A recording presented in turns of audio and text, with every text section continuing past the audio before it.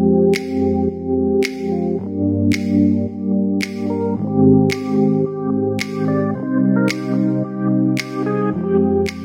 deň, dámy a páni, rád by som vás privítal na prezentácii modelu Volvo EX30, plnoelektrického auta ako novinku na slovenskom trhu a v našej spoločnosti Autoštýl AS Trenčianska Turna. Je to príjemné vozidlo do mesta, prípadne do blízkeho okolia. Vidíme tu krásny podpis, takzvaný podpis torového kladiva.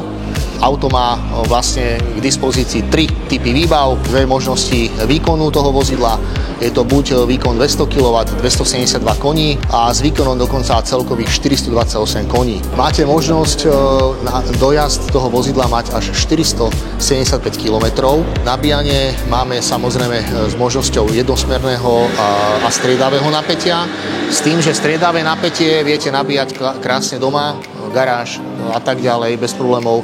Ďalej by som vyzdvihol zadnú časť, je to typický podpis Volva, ktorý poznáte, hlavne vy Volváci, je tam typický ten podpis. Čo sa týka potom batoženého priestoru na daný segment, veľmi pekných 318 litrov, s tým, že je tu možnosť dokonca 61 litrov ešte na spodku. Momentálne sa teda nachádzame už aj v interiéri toho vozidla. Je tu dostatok priestoru odkladacích naozaj pre väčšinu z nás. K väčším výbavám samozrejme slúži panoramatické strešné okno. Je tu infotainment, ktorý je znova, Volváci ho troška dobre poznajú.